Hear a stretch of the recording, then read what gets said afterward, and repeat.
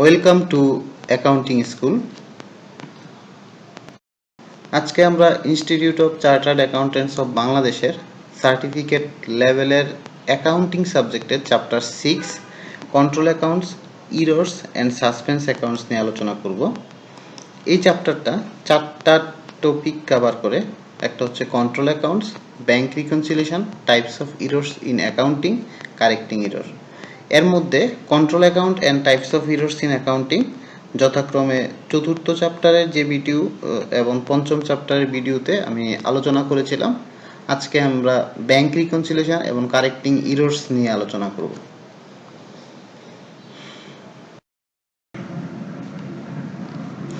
To understand the concept of bank reconciliation, we require to understand how an entity recorded its bank-related transaction in his books of accounts and how a bank recorded its customers-related transaction in his books of accounts. আমরা যদি প্রথমে এন্টিটির books of account দেখি, তাহলে সে যখন ব্যাংকে টাকা deposit করে, debit করে ব্যাংক অ্যাকাউন্ট, ক্রেডিট করে ক্যাশ, আর সে যখন ব্যাংক থেকে টাকা উইথড্র করে তখন সে ডেবিট করে ক্যাশ, ক্রেডিট করে ব্যাংক অ্যাকাউন্ট। হোয়ারেজ ব্যাংক যখন কোনো কাস্টমার থেকে টাকা রিসিভ করে তখন ডেবিট করে ক্যাশ, ক্রেডিট করে ব্যাংক অ্যাকাউন্ট অফ কাস্টমার, আর টাকা যখন উইথড্র করে তখন ডেবিট করে bank account of customer, credit করে ক্যাশ। আমরা যদি লক্ষ্য করি এখানে দেখব যে একটা এন্টিটি যখন টাকা ব্যাংকে জমা দেয় তখন সে তার বুকস অফ অ্যাকাউন্টসে অ্যাসেট ইনক্রিজ হয়। ওই রিলেটেড যে অ্যাকাউন্ট ব্যাংক অ্যাকাউন্ট নাম্বারটা থাকে সেই ব্যাংক অ্যাকাউন্টের টাকা ইনক্রিজ হয়, দ্যাট মিনস তার অ্যাসেট ইনক্রিজ হয়। এই কারণে ব্যাংক অ্যাকাউন্টকে সে ডেবিট করে। আর at the same time bank যখন কোনো কাস্টমারের টাকা রিসিভ করে তখন সেই টাকাটা তার লাইবিলিটি হিসাবে তৈরি হয়, because you will be liable to pay this amount to that customer. তো সো এই জন্য যেহেতু লাইবিলিটি ইনক্রিজ হয়, আমরা জানি লাইবিলিটি যদি বৃদ্ধি পায় এটা ক্রেডিট হবে। ঠিক সেমভাবে ডিপোজিটের ক্ষেত্রেও ব্যাংক অ্যাকাউন্টকে কাস্টমার ইন থেকে ক্রেডিট করা হয়, ব্যাংকের ইন থেকে ব্যাংক স্টেটমেন্টে সেটাকে ডেবিট করা হয়। এই কারণেই এন্টিটির যে বুকস অফ অ্যাকাউন্টস থাকবে, দ্যাট মিনস ব্যাংক বুকের ডেবিট কলামের সাথে ব্যাংক স্টেটমেন্টের ক্রেডিট কলাম ম্যাচ করবে, আর ব্যাংক বুকের ক্রেডিট কলামের সাথে ব্যাংক স্টেটমেন্টের ডেবিট কলাম ম্যাচ করবে। বিভিন্ন কারণে এই এন্টিটির বুকস অফ অ্যাকাউন্টসের কলামগুলোর সাথে রেসপেক্টিভ যে কলাম ম্যাচ করার কথা ব্যাংক স্টেটমেন্টে সেই কলাম ম্যাচ নাও করতে পারে। না করার জন্য কারণগুলো হতে পারে টাইমিং ডিফারেন্স হতে পারে, অটোমেটেড পেমেন্ট অ্যান্ড রিসিপ্ট হতে পারে, ডিসঅনার চেক হতে পারে, unrecorded bank charge and interest হতে পারে, and different types of errors হতে পারে। এই ডিফারেন্সগুলো যখন একটা এন্টিটির ব্যাংক বুকের সাথে ব্যাংক স্টেটমেন্টের ব্যালেন্স ম্যাচ করবে না, এই ডিফারেন্সগুলোর কারণ সহ রিকনসাইল করার প্রসেসটাই হচ্ছে bank reconciliation. That means a bank reconciliation is the process of matching the balances in an entities accounting record for a bank account to the corresponding information on a bank statement.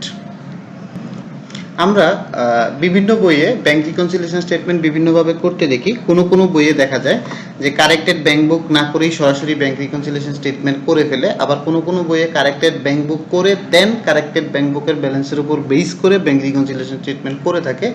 যেহেতু আমার একটা নির্দিষ্ট পিরিয়ডের মধ্যে যে সমস্ত ভুলগুলো incurred হয় সেই ভুলগুলো কারেকশন না করে যদি আমি ফিনান্সিয়াল স্টেটমেন্ট ড্র করি, সেক্ষেত্রে আমার ফিনান্সিয়াল স্টেটমেন্টগুলো অ্যাকুরেট ইনফরমেশন প্রোভাইড করবে না। সেহেতু ব্যাংক রিকনসিলিয়েশন স্টেটমেন্টও আমার মতে কারেক্টেড ক্যাশ বুক করে দেন করা উচিত।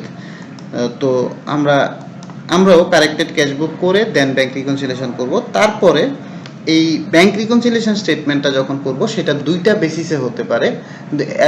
একটা বেসিস হতে পারে based on corrected bank book balance, আরেকটা হতে পারে বেসড অন ব্যাংক স্টেটমেন্টের ব্যালেন্স। মানে আমরা যদি ব্যাংক স্টেটমেন্টের ব্যালেন্সের উপর বেস করে ব্যাংক রিকনসিলিয়েশন করি, which will be matched with the corrected cash book balance, আর আমরা যদি based on corrected bank book ব্যালেন্সের উপর বেস করে করি, which will be the equal to the based on bank statement balance.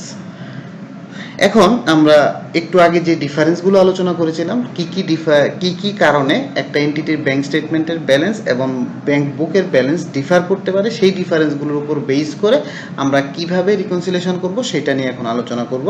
তো আমরা যদি টাইমিং ডিফারেন্স, প্রথম যেই রিজনটা বলেছিলাম সেই রিজনটা ছিল টাইমিং ডিফারেন্স। টাইমিং ডিফারেন্সটা দুইটা ভাগে হতে পারে, একটা হচ্ছে আনক্লিয়ার লজমেন্ট অথবা আউটস্ট্যান্ডিং লজমেন্ট, আর একটা হচ্ছে আনপ্রেজেন্টেড চেক। আনক্লিয়ার লজমেন্টটা হচ্ছে আমি যখন আমার কোনো কাস্টমার থেকে একটা টাকা রিসিভ করব, চেক রিসিভ থ্রু চেক, তখন আমি যখন এটা টাকাটা ব্যাংকে, এই চেকটাকে ব্যাংকে আমার অ্যাকাউন্টে ক্রেডিট করার জন্য জমা দিব, আমি জমা দেওয়ার সময় আমার বুকস অফ অ্যাকাউন্টসকে ডেবিট করে ফেলি, বাট ব্যাংক যদি ওই সময়ের মধ্যে, ওই পিরিয়ডের মধ্যে এই চেকটার জন্য ক্রেডিট না করে, তাহলে সেটা হচ্ছে আনক্লিয়ার লজমেন্ট বা আউটস্ট্যান্ডিং লজমেন্ট। আর আনপ্রেজেন্টেড চেক হচ্ছে আমি যদি কোনো আমার একটা পেমেন্ট কোনো সাপ্লায়ারকে চেকে পেমেন্ট করি এবং সেই সাপ্লায়ার যদি এখন পর্যন্ত ব্যাংকে এই চেকটাকে প্রেজেন্ট না করে দেয়, তখন সেটা হচ্ছে আনপ্রেজেন্টেড চেক। আমরা যখন based on corrected bank book balance ধরে করব, তখন আনক্লিয়ার লজমেন্ট বা আউটস্ট্যান্ডিং লজমেন্টকে বাদ দিব আর আনপ্রেজেন্টেড চেককে যোগ করব। আর আমরা যখন বেসড অন ব্যাংক স্টেটমেন্টের ব্যালেন্স ধরে করব, তখন আনক্লিয়ার লজমেন্ট বা আউটস্ট্যান্ডিং লজমেন্টকে যোগ করব আর আনপ্রেজেন্টেড চেককে বাদ দিব। এবার automated payment and receipt. Automated বিভিন্ন কারণে অটোমেটিক বিভিন্ন ট্রানজেকশন হতে পারে, যেমন আমার কোনো লোনের ইনস্টলমেন্ট মান্থলি একটা স্ট্যান্ডিং অর্ডার দেওয়া থাকতে পারে যে মান্থলি এত টাকা করে লোনলি ইনস্টলমেন্ট এই অ্যাকাউন্ট থেকে পেমেন্ট হবে, অথবা আমার একটা শপিং মল থেকে মোবাইল পারচেস করতে পারি ইনস্টলমেন্টে, সেই ইনস্টলমেন্টের পেমেন্টটা হতে পারে। এ ধরনের বিভিন্ন ধরনের অটোমেটেড পেমেন্ট এবং রিসিপ্ট হতে পারে। তো সেইগুলো অটোমেটিক পেমেন্ট এবং রিসিপ্টগুলো যদি হয়ে থাকে, ব্যাংক যদি কোনো প্রকার ভুল করে না থাকে, তাহলে ব্যাংক রিকনসিলিয়েশন স্টেটমেন্টে সেটা আসবে না, এটা চলে আসবে সরাসরি কারেক্টেড ব্যাংক বুকে। কারেক্টেড ব্যাংক বুকে যখন আসবে, তখন যদি পেমেন্ট হয় তখন কারেক্টেড ক্যাশ বুকের ক্রেডিট এন্ট্রি দিতে হবে, আর যদি রিসিপ্ট হয় তাহলে ডেবিট এন্ট্রি দিতে হবে। Dishonour check.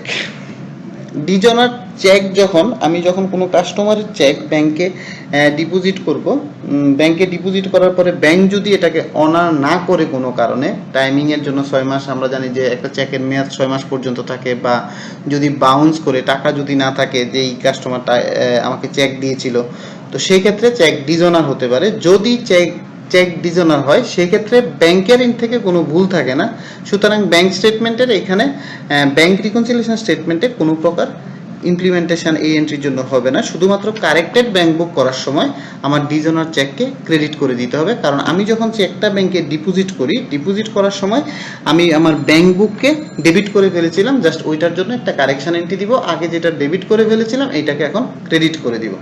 Then unrecorded bank charge and interest, এটা as like as automated payment and receipt এর মতোই অনেকটা, যে ব্যাংক চার্জ এবং ইন্টারেস্ট যদি আমি একটা পিরিয়ড শেষে যদি রেকর্ড না করি, সেক্ষেত্রে আমি ব্যাংক স্টেটমেন্ট পাওয়ার পরে সেটাকে bank corrected bank book correct করে নিতে হবে, যেহেতু এটা ওই পিরিয়ডের আমার রিলেটেড পিরিয়ডের এক্সপেন্স, সেহেতু আমার ওইটাকে ওই পিরিয়ডে কারেক্টেড ব্যাংক বুকে নিয়ে নিতে হবে। যদি ব্যাংক চার্জ হয় ক্রেডিট আর ব্যাংক ইন্টারেস্ট হলে ডেবিট। তবে সেক্ষেত্রে এই ধরনের কোনো ক্ষেত্রে যদি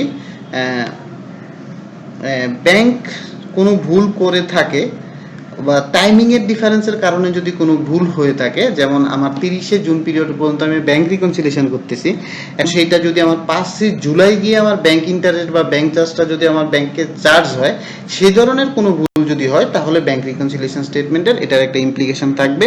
আমরা যখন প্র্যাকটিক্যালি অঙ্ক দেখব তখন এটা দেখব। দেন ইরর্স। যদি ইরর্সটা আমরা দুইটা ভাগে ভাগ করব, যদি ব্যাংক কোনো ভুল করে থাকে, আরেকটা হচ্ছে যদি এনটিটি ভুল করে থাকে। যদি এনটিটি ভুল করে থাকে, তাহলে ব্যাংক রিকনসিলিয়েশন যদি আমরা কারেক্টেড ব্যাংক বুক ব্যালেন্স ধরে করি, তাহলে এটার মধ্যে কোনো ইমপ্লিকেশন আসবে না, বাট কারেক্টেড ব্যাংক বুকে সেটার এই ভুলটাকে সংশোধিত জার্নাল দিয়ে যেই জায়গায় আসবে সেই কলামে, অ্যাপ্রোপ্রিয়েট কলামে কারেক্টেড ব্যাংক বুকে বসাবো। আর যদি ব্যাংক কোনো ভুল করে থাকে, তাহলে সেটা ব্যাংক রিকনসিলিয়েশন স্টেটমেন্টকে ব্যাংকে ইনফর্ম করে ওই জায়গায় আমি যথাযথভাবে এন্ট্রিটাকে কারেকশন করব। দেন আমরা যদি একটা ম্যাথের মধ্যে আসি, প্র্যাকটিক্যাল একটা ম্যাথের মধ্যে যদি আসি, আমরা ম্যাথে আসার আগে আমি একটা কথা বলে নিই। আমি বলেছিলাম যে ব্যাংক রিকনসিলিয়েশন স্টেটমেন্ট দুইটা বেসিসে করা যায়। একটা বেসিস হচ্ছে based on corrected cash book balance, আর একটা বেসিস হচ্ছে based on bank statement balance. এখন আমাদের অ্যাকাউন্টিং পরীক্ষায় নর্মালি সময় অনেক কম থাকে, সেক্ষেত্রে আমাদের যেহেতু কারেক্টেড ক্যাশ বুক করতে হবে, আমরা যদি based on corrected cashbook balance ধরে করি তাহলে আমাদের এটা টাইম কনজিউম হবে, কারণ আমরা ক্যাশবুক করে এখানে যে কারেক্টেড ক্যাশবুক ব্যালেন্স বেরোবে সেই ব্যালেন্সের সাথে বেস করে দেন কারেক্টেড ক্যাশবুক ব্যালেন্স ধরে করব। সেই ক্ষেত্রে আমাদের বেটার হবে কারেক্টেড ক্যাশবুক আর হচ্ছে bank reconciliation statement at the same time শুরু করা। সেম টাইম শুরু করতে হলে আমার ব্যাংক রিকনসিলিয়েশন স্টেটমেন্টটা করতে হবে based on balance as per bank statement. করলে আমার সময় বাঁচবে। তবে পরীক্ষার হলে মাঝে মাঝে বেসিস উল্লেখ করা থাকে, যদি পরীক্ষার হলে ওই বেসিস উল্লেখ থাকে তাহলে অবশ্যই ওই বেসিসেই করতে হবে। এবার আমরা ম্যাথরাতে আসি। ম্যাথরা হচ্ছে কুকস ক্যাশবুক, যেটা ওভারড্রাফট শো করতেছে 300 টাকা on his current account at the bank. তাহলে সেটা কারেক্টেড ক্যাশবুকের ওভারড্রাফট যেহেতু ক্রেডিট সাইডে চলে যাবে, ব্যালেন্স বিডি 300 টাকা। তারপর বলছে bank statement 30 June showed Cook has overdraft 35। Bank statement বলতেছে ওভারড্রাফট আছে 35 টাকা, তাহলে balance as per bank statement 35, যেহেতু ওভারড্রাফট সেহেতু negative balance. Then cheque drawn amounting to টাকা 500 had been entered in the cash book but had not yet been presented. That means unpresented check। আমরা যে timing ডিফারেন্সের কারণে যে আনপ্রেজেন্টেড চেকটা তৈরি হয় সেই আনপ্রেজেন্টেড চেক আমরা বলেছিলাম আমরা যখন ব্যাংক স্টেটমেন্টের ব্যালেন্সের উপর বেস করে করব তখন আনপ্রেজেন্টেড চেকটাকে বাদ দিতে হয়। আমরা যদি লক্ষ্য করি এখানে 500 টাকা, এই আনপ্রেজেন্টেড চেক 500 টাকা। দেন চেক রিসিপ্ট, এটা আনপ্রেজেন্টেড চেকটাকে যদি আমি আরো মানে কনসেপচুয়ালি বোঝার চেষ্টা করি তাহলে দেখব যে আমি যেই চেকটা এখনো পর্যন্ত ব্যাংকে প্রেজেন্ট হয় নাই, যদি ব্যাংকে এই চেকটা প্রেজেন্ট হতো, যদি ট্রানজ্যাকশনটা কারেক্টলি ইনকার্ড হতো তাহলে কি হতো সেটা আমরা কনসিডার করব। আমরা একটা চেক যেটা ব্যাংকে এখনো প্রেজেন্ট হয় নাই, যদি প্রেজেন্ট না হয়, আমার একটা সাপ্লায়ার ব্যাংকে এখনো প্রেজেন্ট করে না, যদি প্রেজেন্ট করে তখন আমার ব্যাংক অ্যাকাউন্ট থেকে টাকা কমে যাবে। এই কারণে ব্যাংক রিকনসিলিয়েশন করার সময় ব্যাংক স্টেটমেন্টের ব্যালেন্সকে বেস ধরে যেহেতু করেছি সেহেতু আমার ব্যাংক থেকে এই টাকাটা কমে যাবে, এই কারণে এখানে বাদ দেওয়া হয়েছে। Then cheque receipt amounting to 400 had been entered in cash book but had not been credited by the bank. That means unclear lodgement. আমরা বলেছিলাম যে আনক্লিয়ার লজমেন্ট যদি আমরা based on bank statement balance ধরে ব্যাংক রিকনসিলিয়েশন করি তাহলে unclear লজমেন্ট bank স্টেটমেন্টের ব্যালেন্সের সাথে যোগ হবে, কারণ আমি চেকটা ব্যাংক যখন ক্রেডিট করবে তখন আমার ব্যাংক অ্যাকাউন্টে টাকাটা ইনক্রিজ হবে। তো সুতরাং এটাকে অ্যাড করতে হবে আউটস্ট্যান্ডিং লজমেন্ট 400 টাকা। দেন কুক একটা ইনস্ট্রাকশন দিয়েছিল 30 জুন 2000 সালে এট the bank had transfer 60 interest received in savings account. এখানে দেখবো আমরা অ্যাকাউন্ট হচ্ছে দুইটা, একটা সেভিংস অ্যাকাউন্ট, একটা কারেন্ট অ্যাকাউন্ট। আমরা যে রিকনসিলিয়েশনটা করতেছি সেই রিকনসিলিয়েশনটা হচ্ছে কারেন্ট অ্যাকাউন্টে। তো সেভিংস অ্যাকাউন্টে সে 60 টাকার একটা ইন্টারেস্ট রিসিভ করেছে, এটাকে সে ইনস্ট্রাকশন দিছে যে কারেন্ট অ্যাকাউন্টে ট্রান্সফার করতে, but it only received the transfer on 5th July 2000। The amount was credited in the cash book on 30 June 2000। তার মানে আমি আমার ব্যাংক বুকে 30 জুনের মধ্যেই ক্রেডিট করে ফেলেছি, বাট আমার ব্যাংক সেটাকে ট্রান্সফার করছে 5th জুলাই। তো সেভিং ইন্টারেস্ট যেটা 5th জুলাই, আমি আবার এখানে বলা হয়েছে দ্য অ্যামাউন্ট ওয়াজ ক্রেডিটেড। আমার যদি কারেন্ট অ্যাকাউন্টে যদি সেভিংস অ্যাকাউন্ট থেকে আমি টাকা রিসিভ করি তাহলে সেটা হওয়ার কথা ডেবিট, বাট তারা এটা করছে ক্রেডিট। তো এর জন্য আমার একটা কারেকশন এন্ট্রি দিতে হবে, আবার 60 টাকা যে ক্যাশ বুকে ডেবিট হবে সেটার জন্য আরেকটা এন্ট্রি দিতে হবে। দ্যাট মিনস 60 টাকা করে দুইবার হবে। এখানে সেভিং ইন্টারেস্ট 60 × 2, দ্যাট মিনস 120 টাকা। 120 টাকা, বাট এটা আবার রেকর্ড করা হয়েছে, সেভিংস অ্যাকাউন্টটা রেকর্ড করা হয়েছে, ইট only recorded in the transfer of 5th July 2000। আমি বলেছিলাম যে যদি টাইমিংয়ের কারণে কোনো মানে টাইমলি যদি কোনো ট্রানজ্যাকশন ব্যাংক ইনকার্ড করতে না পারে অটোমেটিক পেমেন্ট এবং রিসিপ্টের ক্ষেত্রে বা ব্যাংক চার্জ এবং ইন্টারেস্টের ক্ষেত্রে, সেই ক্ষেত্রে আমার ব্যাংক রিকনসিলিয়েশন স্টেটমেন্টে একটা অ্যাপ্রোপ্রিয়েট অ্যাডজাস্টমেন্ট দিতে হবে। যেহেতু এই টাকাটা যখন ব্যাংক যদি 5th July না ঢুকে যদি 30 জুনের মধ্যে ঢুকতো তাহলে সেটা আমার ব্যাংক স্টেটমেন্টের ব্যালেন্সটাকে আরও ইনক্রিজ করতো, সেই কারণে এই সেভিং ইন্টারেস্টটা ব্যাংক স্টেটমেন্টের সাথে যোগ করে দিতে হবে। এই কারণে add saving interest not yet যোগ 600 টাকা। তারপর ব্যাংক চার্জ যেটা ক্যাশ বুকে এন্টার করা হয়নি, দ্যাট মিনস ক্যাশ বুকে আমার এন্টার করে দিতে হবে ক্রেডিট সাইডে। Payment side of cash book undercast, payment side যেহেতু পেমেন্ট সাইড আমরা জানি যে পেমেন্ট সাইডের জন্য ক্যাশ বুকের ক্রেডিট সাইড আর রিসিপ্ট সাইডের জন্য হচ্ছে ডেবিট সাইড। পেমেন্ট সাইড যেহেতু আন্ডারকাস্ট হয়েছে পেমেন্ট সাইডে আমি 10 টাকা লিখে দিব, কারেকশন অফ আন্ডারকাস্ট করে দিব। দেন হচ্ছে dividend receipt 2000 has been direct into the bank and not entered in cash book. Cash বুকে এন্টার করা হয়নি, দ্যাট মিনস আমি ক্যাশ বুকে এন্টার করে দিব। ডিভিডেন্ড যেহেতু রিসিভ করেছি তাহলে ইনক্রিজ হবে, ডেবিট হবে, ডিভিডেন্ড রিসিপ্ট 200 টাকা। Then G number a cheque for 50 from Sunil was recorded in bank 24 June. This was written unpaid 30 June and then shown as a debit balance on the bank statement. No entry has been made in the cash book for this unpaid cheque. তার মানে সুনীল থেকে একটা check আমি receive করছি এবং এটা record করছি 24 June, এটা আবার 30 জুন আনপেড আসছে and then shown as a debit balance on the bank statement, bank স্টেটমেন্টের ডেবিট ব্যালেন্সে দেখাচ্ছে no entry has been made in the cash book for this unpaid. That means আমার bank স্টেটমেন্টে যেই একটা চেক ডিজোনার হয়েছে সেই ডিজোনার চেকের জন্য আমার কোনো এন্ট্রি ক্যাশ বুকে দেওয়া হয়নি। যেহেতু কোনো এন্ট্রি ক্যাশ বুকে দেওয়া হয়নি তাহলে আমি ক্যাশ বুকে একটা এন্ট্রি দিয়ে দিব, ডিজোনার চেক হচ্ছে 50 টাকা। যেহেতু ডিজোনার চেক বলেছিলাম ক্যাশ বুকে ক্রেডিট সাইডে যাবে, আমরা ক্যাশ বুকের ক্রেডিট সাইডে দিব ডিজোনার চেক 50 টাকা। Then হচ্ছে a check issued to Jones 25 was replaced when it was more than 6 months old, at which time it had become out of date and the bank would refuse to pay it. That means আমি একটা check জনকে issue করেছিলাম, সেই জন যখন চেকটা ব্যাংকে issue করছে সেটা হয়ে গেছে outdated, that means more than 6 month হয়ে গেছে। তো 6 মান্থ হয়ে যাওয়ার পর জনকে আমি আবার পুনরায় নতুন করে একটা চেক ইস্যু করলাম, it was entered again in cash book. এবং যখন নতুন করে চেক ইস্যু করলাম, আগের একটা চেক ইস্যু করা তো আছেই, সাথে নতুন আরেকটা চেক ইস্যু বুকে আরেকটা চেক আছে, no other entry being made. কিন্তু আগের এই চেক যেটা ইস্যু করেছিলাম সেটা কারেকশনের জন্য কোনো এন্ট্রি দেওয়া হয়নি। Both cheques were included in the total unpresented cheque shown above. That means আমরা যে আনপ্রেজেন্টেড চেক পেয়েছিলাম 500 টাকা, সেই চেকের মধ্যে দুইটা চেকই আছে। তো আনপ্রেজেন্টেড চেকের মধ্যে আমার থাকবে হচ্ছে একটা চেক, যেহেতু আমি ওই আগে যে চেকটা দিয়েছিলাম সেটা কারেকশন করি না, সেহেতু আমার দুইটা চেকই এখন আছে। এই কারণে একটা চেক আমি ব্যাংক রিকনসিলিয়েশন থেকে বাদ দিয়ে দিতে হবে। আর চেককে যেইটা জনকে আগে যে চেকটা দিয়েছিলাম নতুন চেক ইস্যু করার সময় আগের চেকটাকে ক্যান্সেল করতে হবে, এবং ক্যান্সেল করলে আগে যখন আমি চেকটা পেমেন্ট করেছিলাম তখন সেটা ব্যাংক বুকে আমি ক্রেডিট সাইডে এন্ট্রি দিয়েছিলাম, এখন সেটার জন্য কারেকশন করে ডেবিট এন্ট্রি দিয়ে দিতে হবে। তাহলে cash cheque issued to cancel করছি যে এই 25 টাকার ডেবিট ব্যালেন্স করে দিতে হবে। এবার আমরা কারেক্টেড ক্যাশ বুকটা করলাম। ব্যাংক রিকনসিলিয়েশন স্টেটমেন্ট আমরা যদি দুই সাইড ড্র করি তাহলে দেখব ক্রেডিট সাইডে 395, ডেবিট সাইডে 345, তাহলে ডিফারেন্স অ্যামাউন্ট হচ্ছে 50 টাকা ক্যাশ বুকের। আর ব্যাংক রিকনসিলিয়েশন স্টেটমেন্টেরও 460 টাকা টোটাল এডিশন, দ্যাট মিনস 425 টাকা, unpresented cheque 25, 50, 475, that means balance as per corrected cash book, এটার ডিফারেন্সও 50 টাকা। এভাবে তবে একটা জিনিস আমরা ম্যাথ করার সময় মাথায় রাখবো, আমরা যে কোনো ম্যাথ করার সময় প্রথমে আমরা কি কি রিকোয়ারমেন্ট থাকে প্রত্যেকটা ম্যাথে সেই রিকোয়ারমেন্টগুলো দেখব, রিকোয়ারমেন্টগুলো দেখার পর ম্যাথ পড়া স্টার্ট করব।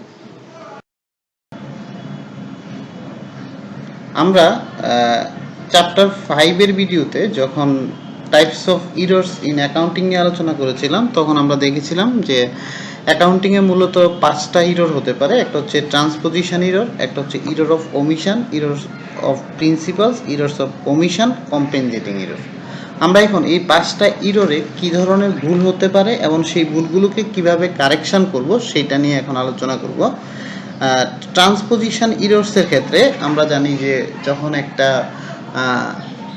অ্যামাউন্টের মধ্যে দুইটা সংখ্যা যদি রাউন্ড অ্যারাউন্ড হয় তখন সেটার জন্য ট্রান্সপোজিশন ইরর হয়। যেমন credit sell amount as currency 6,843 but debited 6,483 as account receivable. That means আমি সেলস করেছিলাম 6,843 টাকা, যেটার জন্য আমার ডেবিট করা উচিত ছিল 6,843 টাকা, বাট আমি ডেবিট করেছি 6,483 টাকা।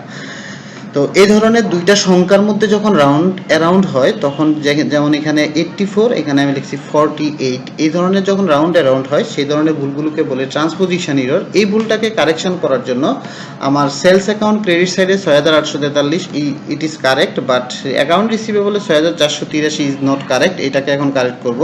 অ্যাকাউন্ট রিসিভেবলে যেহেতু আমি 360 টাকা কম লিখেছি, এখন অ্যাকাউন্ট রিসিভেবলে ডেবিট করে দিব 360 টাকা।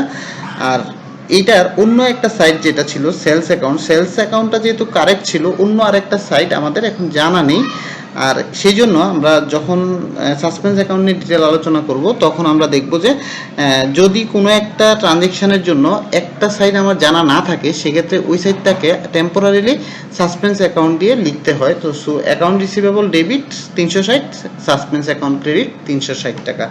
Number 2, errors of ওমিশন। যখন কোনো একটা ট্রানজ্যাকশন কমপ্লিটলি ওমিটেড হয়ে যায় রেকর্ডিং সিস্টেম থেকে তখন সেটা হচ্ছে ইরর্স অফ ওমিশন।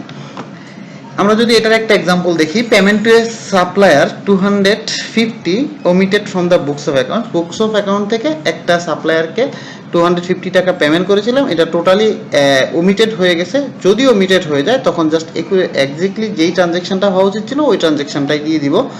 যেহেতু সাপ্লায়ারকে আমি পেমেন্ট করেছি, সাপ্লায়ার নামক যে লাইবিলিটিটা ছিল সেই লাইবিলিটিটা রিডিউস হবে। আমরা জানি যদি লাইবিলিটি রিডিউস হয় তাহলে হয় ডেবিট, সুতরাং ডেবিট সাপ্লায়ারে ক্রেডিট ব্যাংক অ্যাকাউন্ট, যেহেতু ব্যাংকের টাকা রিডিউস হবে। দেন ইরর্স অফ প্রিন্সিপাল, আমরা যদি রেভিনিউ এবং ক্যাপিটাল রিলেটেড এক্সপেন্ডিচারগুলোকে যদি ক্যাপিটাল এবং রেভিনিউ রিলেটেড এক্সপেন্ডিচার অথবা ইনকামে যদি লিপিবদ্ধ করি তখন যে ধরনের ভুলটা হয় সেটা হচ্ছে ইরর্স অফ প্রিন্সিপাল। আমরা যদি একটা এক্সাম্পল দেখি, a machine repair cost 150 was debited to non current asset.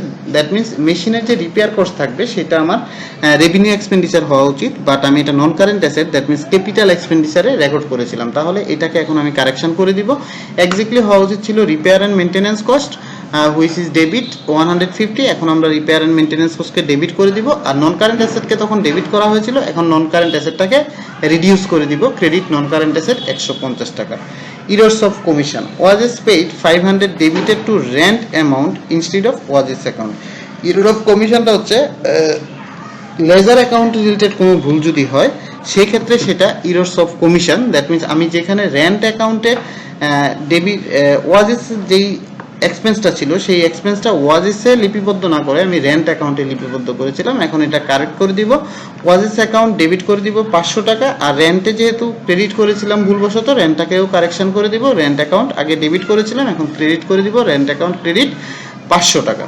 Then কম্পেনজেটিং error, কম্পেনজেটিং এররটা হচ্ছে একটা এরর যদি আর একটা এররের কারণে যেই ডিফারেন্সটা তৈরি হয় এই ডিফারেন্সটা যদি অন্য আরেকটা এররের দ্বারা কম্পেনজেট হয়ে যায় তখন সেটাকে বলে কম্পেনজেটিং এরর। এরকম একটা एग्जांपल যদি আমরা দেখি, অ্যাডমিনিস্ট্রেটিভ এক্সপেন্স রেকর্ডেড অ্যাজ হচ্ছে 2282 as debit instead of 2822, at the same time income of 8931 is shown in the sales account as 8391। that means আমি অ্যাডমিনিস্ট্রেটিভ এক্সপেন্সে 2282 টাকা রেকর্ড করেছি ডেবিট ব্যালেন্স হিসেবে, যেখানে করার দরকার ছিল 2822 টাকা। দ্যাট মিনস আমি 540 টাকা কম করেছি। এবং এট দ্য সেম টাইম আমি সেলসের জন্য যেটা করা উচিত ছিল 8931 টাকা, সেখানে আমি সেলস অ্যাকাউন্টে করেছি 8391 টাকা, এখানেও আমি 540 টাকা কম করেছি। এক্সপেন্স যেহেতু ডেবিট হয় সুতরাং ট্রায়াল ব্যালেন্সের ডেবিট সাইডে 540 টাকা কম দেখাবে, আবার ইনকামেও যেহেতু ক্রেডিট সাইডে হয় সেহেতু ইনকামেরও ক্রেডিট ব্যালেন্স 540 টাকা কম দেখাবে, সুতরাং ট্রায়াল ব্যালেন্স মিলে যাবে, but it will not provide accurate information. এই কারেকশনটা যদি আমরা করি, যেহেতু অ্যাডমিনিস্ট্রেটিভ এক্সপেন্সে আমি কম লিপিবদ্ধ করেছিলাম সেহেতু অ্যাডমিনিস্ট্রেটিভ এক্সপেন্সকে ডেবিট করে দিব 540 টাকা, আর সেলস অ্যাকাউন্টকে ক্রেডিট করে দিব 540 টাকাতে। দেন সাসপেন্স অ্যাকাউন্ট, আমরা জানি যখন আমরা প্রিলিমিনারি স্টেজে যখন ট্রায়াল ব্যালেন্স করি, ট্রায়াল ব্যালেন্সের 2 কলাম ডেবিট এবং ক্রেডিট কলাম যদি ম্যাচ না করে তখন টেম্পোরারিলি আমরা ম্যাচ করানোর জন্য একটা অ্যাকাউন্ট খুলি, সেই অ্যাকাউন্টের নাম হচ্ছে suspense account. A suspense account is an unclassified general ledger or waiting account used temporarily to equal the two sides of the trial balance and find a permanent classification of that discrepancy। That means আমি প্রিলিমিনারিলি একটা waiting account তৈরি করব suspense account নামে, তারপর আমি ভুলগুলো correction করার পরে দেন ট্রায়াল ব্যালেন্সটাকে রিভাইজ ট্রায়াল ব্যালেন্স একুরেটলি করব, দেন ওই রিভাইজ ট্রায়াল ব্যালেন্স থেকে আমি ফিনান্সিয়াল স্টেটমেন্টসগুলো তৈরি করব। এবার reasons for opening A suspense account, A trial balance is drawn up which does not balance. That means আমি যখন একটা ট্রায়াল ব্যালেন্স ড্র করব, ট্রায়াল ব্যালেন্স ড্র করার পরে ডেবিট এবং ক্রেডিট সাইড যদি না ম্যাচ করে সেক্ষেত্রে আমি একটা সাসপেন্স অ্যাকাউন্ট ওপেন করব। Posting correctly in one side and not know where to push the other side, আমি একটা সাইড আমি একটু আগে কারেক্টিং এরর করানোর সময় আমি যখন ট্রান্সপোজিশন এরর পড়তেছিলাম তখন আমি দেখলাম যে একটা সাইডে কি হবে সেটা আমাদের জানা ছিল না। এই সমস্ত ক্ষেত্রে যখন আমি একটা সাইডের এন্ট্রি জানবো না তখন আমি আরেকটা সাইডের ওই সাইডের জন্য আমি সাসপেন্স অ্যাকাউন্ট তৈরি করব। সাসপেন্স অ্যাকাউন্ট তৈরি করে আমার যে টোটাল যে ব্যালেন্স থাকবে সেই ব্যালেন্সের সাথে সবগুলো কারেকশন যখন করব তখন সাসপেন্স অ্যাকাউন্টের ক্লোজিং ব্যালেন্সটা 0 হয়ে যাবে। Thanks for watching these videos. If you have any questions regarding this video, you can ask me in comment section. I will try my best to answer your every question.